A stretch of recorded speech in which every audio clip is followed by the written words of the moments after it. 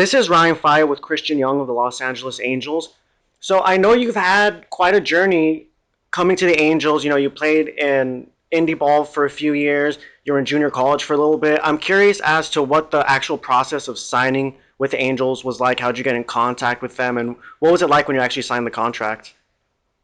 Um, so I was down in Puerto Rico for the last 2 months, playing for the Cangrejeros de Santurce, and we got a lot of coaches there with a lot of connections, and there's a lot of good big name players on that team, and one of our coaches, Joel, is actually, I believe he has something to do with the Angels, and before one of my starts, he's like, "Hey, man, I just want to make sure it's okay that I gave your name to the Angels. Just he told me just keep doing my thing, and maybe good things will come." Um, and then like two starts later, I kept doing good, and he kind of just let me know. He's like, "Hey, the Angels should be in contact with you here pretty soon." And sure enough, like a week later, they ended up calling me and offering me a contract, and um, it's a very surreal feeling because I was drafted twice, 6 and 7 years ago, and I never took it. And in the past 6 7 years, it's been just like kind of tough mentally, wondering if I'll ever get that opportunity back. And I'm very grateful for everybody this last year that's helped me get this opportunity back into affiliated baseball. Yeah, I wanted to talk about that, your time with Milwaukee Milkman. I know that, having to skip the draft is probably pretty tough mentally. You're betting on yourself a lot. I'm curious as to what it was like going through that mental grind with the Milkman. Did you really see yourself finding an opportunity with the big leagues after that? Um, I think it's very tough mentally for sure, but it's all about how you take it and your mindset moving forward. I really enjoyed my time in indie ball in Milwaukee. It's such a great place, and it's a good place to go to really figure out like who you are as a player. And I think like being in Milwaukee the last few seasons really helped like develop me into the pitcher that I am today. Yeah, and it's interesting to see over the last year how your strikeout numbers have really come into form. What have you been doing this last year to like really bring that into perspective? Have you changed your routine, or is it just kind of everything coming into form this year? I think what helps with that is I have seen like an increase in velo this last year too, and I think that kind of stems from not this past summer, but 2 summers ago in Milwaukee. They decided to move me as like just a one inning guy, so just go out there and just throw the ball as hard as you can and compete and attack the batters. And that year we ended up having a starting pitcher get signed to the Padres, Jose Espada, and I was the next guy in line to take a starting role. So going right into like a starting role from that one inning role, it helps me keep that mindset of just going out there and taking it one inning at a time and just leaving it all out there. And I think the increase in velo with that mindset has really helped me just to not be afraid of any hitters and just go out there and attack and compete.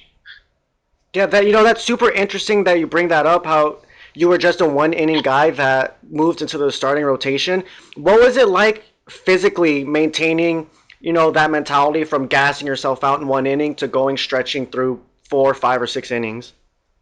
Um, it's definitely physically tough at first. Um,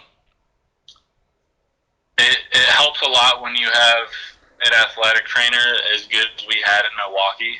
Um, Allison was like one of the best athletic trainers I've ever had, and she is there to do anything you need and get you in shape for your next outing. It's still tough, like the first few outings, but they were also smart with me and kind of built me up. They didn't just throw me out there as like, okay, now we expect you to go 7 innings. It was kind of just like a slowly increase the pitch limit and just be smart and healthy with the body.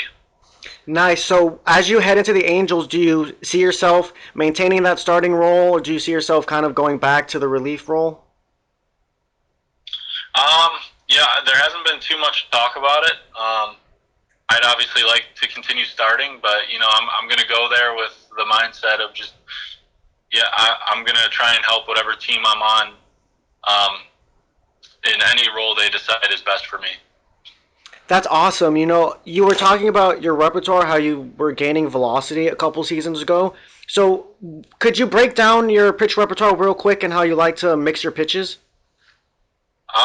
Yeah, so I throw just a regular four seam fastball, curveball, changeup, and a slider. Um, I do think I've been using the curveball a lot more than the slider lately, and I've been able to develop that pitch a lot more, and it's helped me a lot more this past year as well.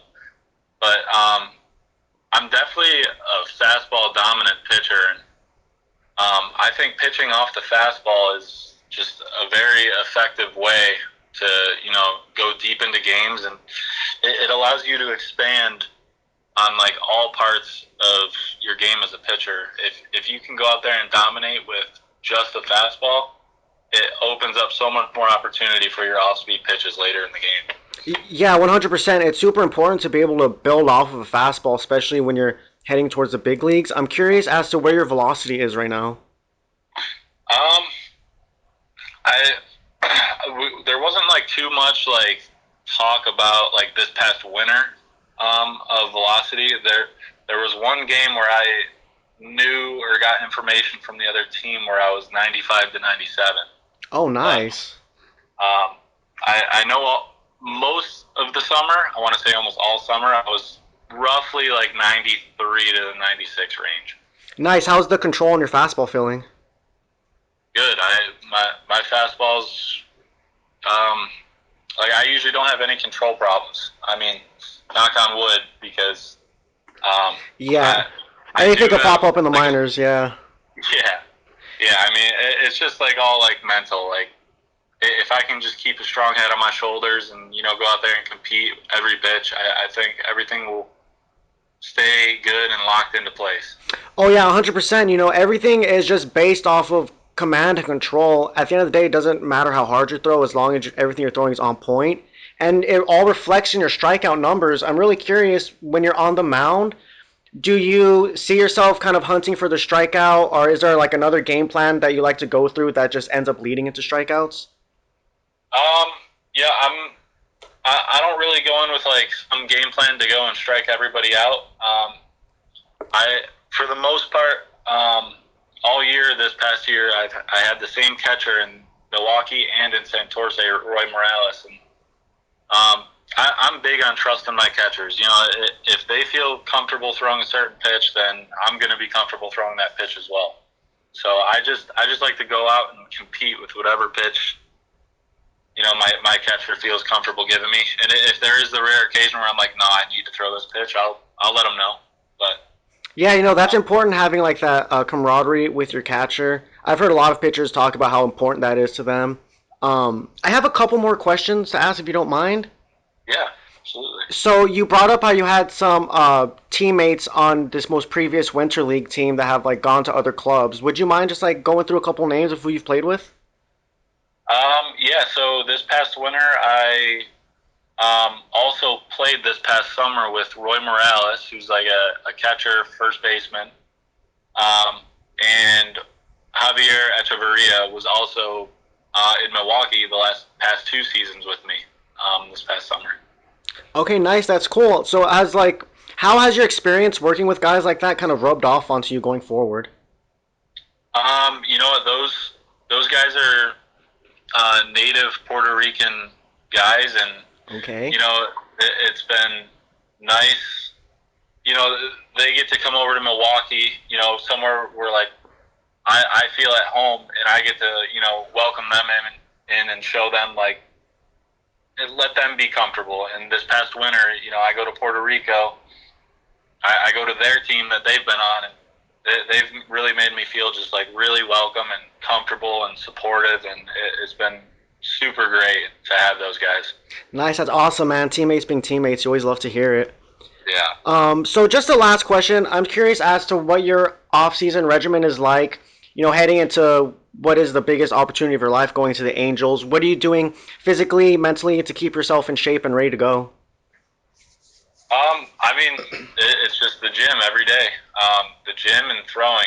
Um, you can't really take too many days off, or you lose it quick if you take too many days off. So, yeah, I'm just gonna try and keep staying in the gym and just do all of my throwing and bullpens every day. Awesome, man. That is great. That's all the questions I have for you. I really appreciate your time, and we're all really looking forward to seeing you with the Angels. Thank you, Ryan. I really appreciate it.